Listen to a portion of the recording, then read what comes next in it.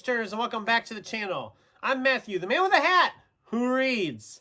And for today, I'm doing something a little different, a little fun. We're coming down into the end of summer, and of course that includes the summer movie season.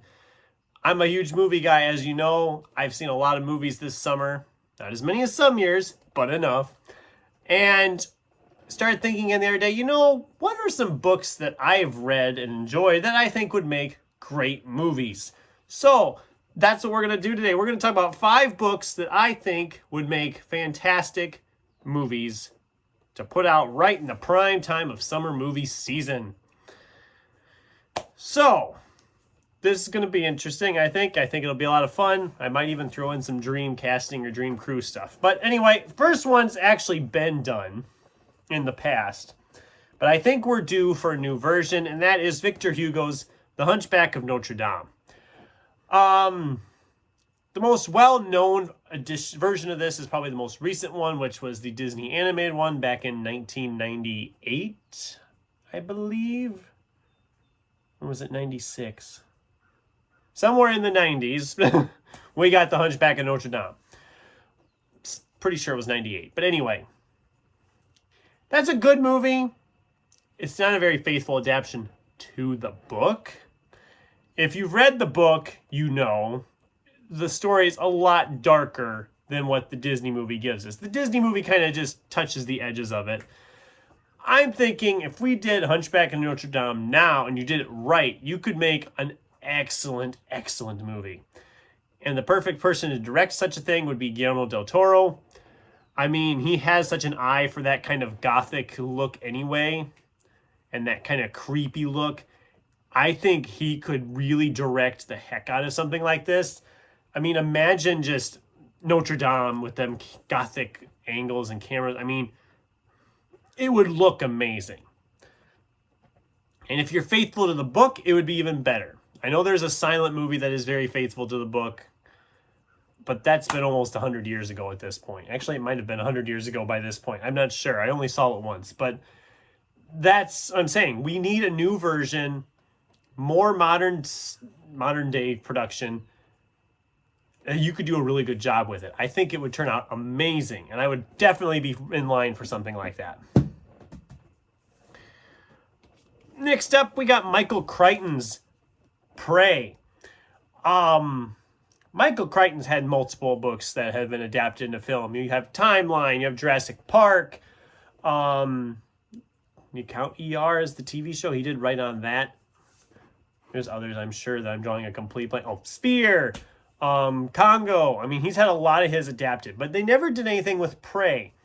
And I think you could really make a very creepy, thrilling, suspenseful movie with this. I mean, this is literally, it's been a long time since I've read this, but it's a bunch of nanoparticles, micro robots that are essentially starting to hunt down these people. Something like that you could do with a fairly small budget because they're literally microscopic robots. You don't need to see them. It would just make that much creepier because you can't see the enemy as it's coming. Something like that would make a great movie. And it's in an enclosed area, a nice, big, thick, a tiny budget. You wouldn't have to put a lot of money in it. You could make this, you'd probably even make a franchise out of it if you really wanted to. Come on, studios of Hollywood, get on this. Michael Crichton's been good to you in the past. Do it. It would make a great movie. And you wouldn't even have to cast any big names if you didn't want to. Maybe a couple just to get people in. But I think you could get by a younger cast, a more unknown cast, if you do it right. Key word there, if you do it right.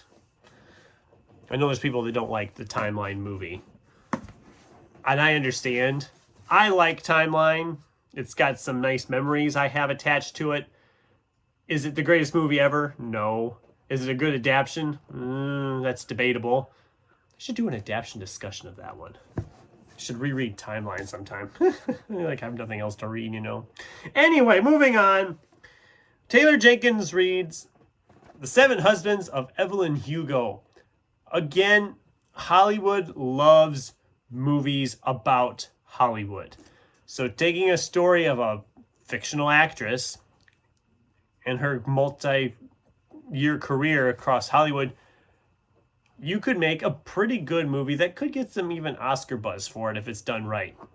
Now, this one I'm kind of cheating on because this is being made into a film, but it's probably not going to have a theatrical release, which kind of disappoints me because Netflix has the rights, and we all know Netflix doesn't put their movies outside of the just streaming service that often. So I think it would make a good movie. I'll be watching it when it pops up on Netflix sometime in the next couple years, but come on, guys. Get these in theaters. Get the movies in the theaters where they belong. Unpopular opinion, I know, but... John Scalzi's Red Shirts. Now, this one is hilarious. I love this book anyway. You got great sci-fi angle. You got very much meta sci-fi, which, shoot, Deadpool and Wolverine is the #1 movie for the second weekend in a row as I am filming this. So people clearly love meta, fourth wall breaking stuff. And this is literally poking fun at the Star Trek tropes and all the other classic sci-fi TV tropes while doing them themselves. Doing them themselves. I love this book. This would make a really fun movie. Since it's kind of a sci-fi TV show set type thing, you wouldn't need to go crazy on the budget because you're kind of expecting that from the premise. I think you could make a really good movie out of this, or at least a TV miniseries if you were going to do it that way. Casting, I don't know. Who'd be good in something like this? No. You could find some good people for this as well. I think it would turn out really good and be a lot of fun. And the last one I want to talk about is actually one that was happening until it wasn't. And this still disappoints me. It's been like 10 years since this project bit the dust, and it still makes me sad. But this is Daniel H. Wilson's Robopocalypse.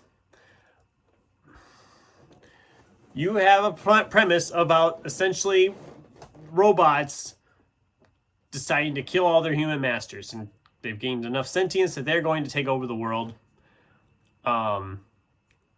That's a plot that has been used in a lot of sci-fi stuff, a lot of sci-fi films, very Terminator-esque, but I love this book. It's been a long time since I've read it. I really should reread it at some point along with its sequel, but I was so excited way back. I think it was 2011. No, when did the book get published? That's the first question. Before I start throwing out dates, I should look at when it was published. Okay, it was published in 2011. So it was like 2013. They started talking about they were going to adapt this into a movie. Okay, I'm on board because I loved the book. What do you got going with it? Who's going to do it? You got Steven Spielberg directing? You got Chris Hemsworth starring? Okay, I'm on board with this. Let's go. Come on, let's go. And then it got delayed, and it got delayed again. And as of now, I haven't heard anything about it for probably a good 8 years at this point. Which makes me sad because I still think that you could make a really great sci-fi thriller with this. I mean, we did World War Z, and I know that wasn't a really faithful adaptation of the book either, but that's not the point. The point is, I think you could make a really good movie out of this. And Steven Spielberg, I mean, come on. Say what you want about Steven Spielberg, but he knows how to direct a movie and make it well done. So if we could still get Steven Spielberg to grab onto this and still do it, I would be there as soon as possible to see it. And I think it would make a great movie. And you could technically make it a franchise. I mean, robots taking over the world, you could stretch that out for a trilogy of films if you wanted to. But so yeah, that's just kind of what I had. It's not a great list. It's just a video I kind of wanted to do. I wanted to talk about some books that would make great movies as we're coming here into the end of the summer movie season and to the summer season. And yeah, it's a good list, I think. I think all of these would make great movies if they're done properly. So that's what I have for you today. What about you guys? What is a book you've read that you think would make a fantastic movie? I'd love to hear from you in the comments down below, and even some dream casting or directing or whatever. I'd love to hear from you. I think it's interesting that these projects could be made into movies, and yet they just don't because we're too busy getting sequels, reboots, remakes, prequels, trequels, spin-offs, you know, all those things, that because we can't do anything original anymore because nobody goes to the original ideas anymore, which there's some truth in that, I will say, but that's another story for another day. So that's all I have for today. So until next time, thanks for watching and keep turning pages.